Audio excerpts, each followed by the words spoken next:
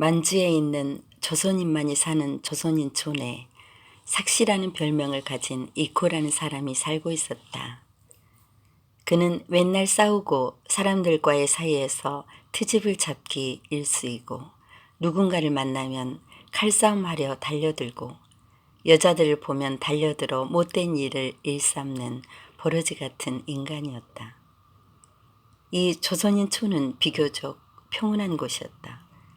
사람들이 착하고 정직해서 비록 만주 사람들의 논밭을 빌어 먹고 사는 소작인들이었지만 한 개의 산등성이도 볼 수 없는 광활한 살풍경 같은 만주 땅에서 그래도 숨을 쉴 수 있는 조선인만이 사는 작은 촌락이었다. 그런데 이런 곳에 삭스는 아무것도 든 것이 없이 나타나 지 맘대로 남의 집에 들어가 잠을 자고 아침을 먹고 그리고는 감사하다는 말 한마디 없이 그 집을 나가버리는 그 촌락에서는 암덩이와 같은 존재였다. 동네 사람들은 삭스를 그 마을에서 쫓아내고 싶은 마음이 굴뚝 같았지만 그 누구도 선뜻 나서지 못했다. 후환이 두려웠기 때문이다. 그러던 어느 날 소작인으로 살던 송첨지라는 노인이 소출이 적다는 이유로 만주인 지주에게 매를 맞고 시체가 되어 돌아왔다. 마을 사람들의 분노는 하늘을 찌를 듯했다. 하지만 그 누구도 만주인 지주에게 찾아가 저항할 용기를 갖지 못했다. 저항하는 순간 소작인의 노릇도 할 수 없어 굶어 죽게 될 것이 뻔했기 때문이다. 하루 이틀 억울하고 분한 마음이었지만 누구에게도 하소연할 수 없는 처지에 있는 조선인들에게 죽음 같은 시간이 흘러가고 있을 때 이코 삭시 동구 밖에서 피투성이가 되어 허리가 기역자로 구부러진 채 밭고랑 위에 넘어져 있다는 소식이 들려온다. 약간의 몸의 온기가 삭시에 아직도 숨이 끊어져 있지 않음을 알게 해주었다.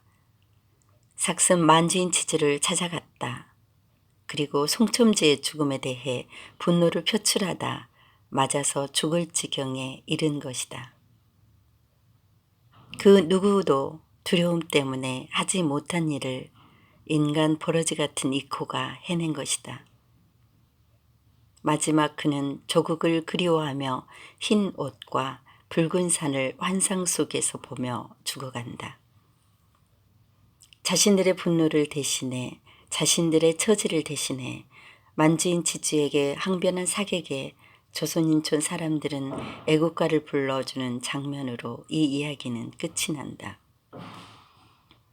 동해물과 백두산이 마르고 닳도록 하느님이 보호하사 우리나라 만세 무궁화 삼천리 화려강산. 황량하고 막막한 만주 들판에서 사람들에게 괴로움만을 주던 이코는 마지막 그 순간에 그의 의로운 행동으로 애국가의 숭고한 의식 속에서 사람들의 애도 속에서 죽어갔다. 1932년 1월에 발표된 어떤 의사의 숙이라는 부제를 단 김동인의 붉은 산은 지금도 우리에게 사람에게 있어서 나는 어떤 모습의 내가 나의 참 모습인가를 생각하게 해준다. 맹자는 인간의 본성은 선하다. 이 선한 본성에 악이 생기는 것은 외적인 물리적인 것에 유혹을 당하기 때문이라고 했다. 순자는 사람의 성격은 악한 것이다. 착하다는 것은 인위적이다. 성품은 선천적인데 이기적인 욕심, 곧 악한 마음이 천성인데 수없이 많은 노력에 의해 착해지는 것이다 라고 말했다. 착한 사람과 악한 사람의 경계는 어떻게 어디서부터 구별을 해야 할까? 맹자는 측은, 수호, 사양, 시비 등이 마음의 사단이고 이것은 인과 의의 지의 바탕에서 나온다고 했다. 맹자는 불쌍히 여기는 측은지심이 없다면 그것은 인간이 아니며 부끄러워하는 수호지심, 사양하는 사양지심, 옳다 그르다를 아는 시비지심이 없으면 사람이 아니다라 했다. 공자는 선왕 성품은 인간의 본질이라 여기에 키게로, 세네카, 루소가 성선설을 주장하며 문명이나 사회의 여러 가지 여건에 따라서 인간이 악하게 변한다 하였다. 승자는 사람이 선한 사람으로 거듭나기 위해서는 자신의 감성적 욕망을 늘 고찰하고 수양을 쌓기 위해 노력해야 한다라 했다.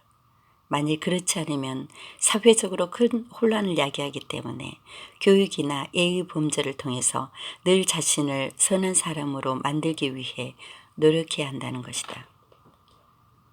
기독교에서는 원죄설이 있다. 인간은 타고나면서부터 죄를 짓고 태어난다.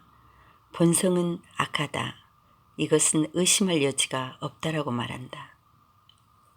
염세주의 철학의 대가인 쇼펜하우어는 죄악이라는 것이 인간 본성 가운데서 가장 뿌리 박혀 있기 때문에 제거할 방법은 찾아볼 수 없다라고도 했다. 그런데 고자는 성모선악설을 주장한다. 인간의 품성은 선한 것도 악한 것도 아니라는 것이다. 인간의 본성이 선과 불선으로 나뉘어 있지 않은 것은 마치 물이 동서로 나뉘어 있지 않는 것과 같다. 살아가면서 어떻게 생각하고 행동하느냐, 수행의 과정을 어떻게 하느냐에 따라 선으로도 악으로도 품성이 결정된다는 의미다. 인간의 마음은 백지다. 로크는 백지설을 주장했다. 칸트는 도덕상의 선악이 인간의 이성과 개인의 의지 이외의 어떤 것에도 영향을 받지 않는다라고 주장하며 인성에는 선과 악이 동시에 공존한다는 설에 동의를 구했다.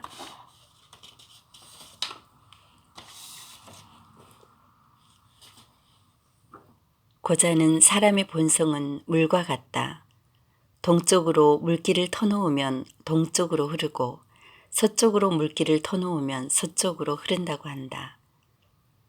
하지만 물이 위에서 아래로 흐르는 것은 인간의 선과 같아서 사람은 누구나 선을 향해 걷고 싶어 한다고 했다. 이런 고자의 주장을 에라스무스 뒤도 함께했다.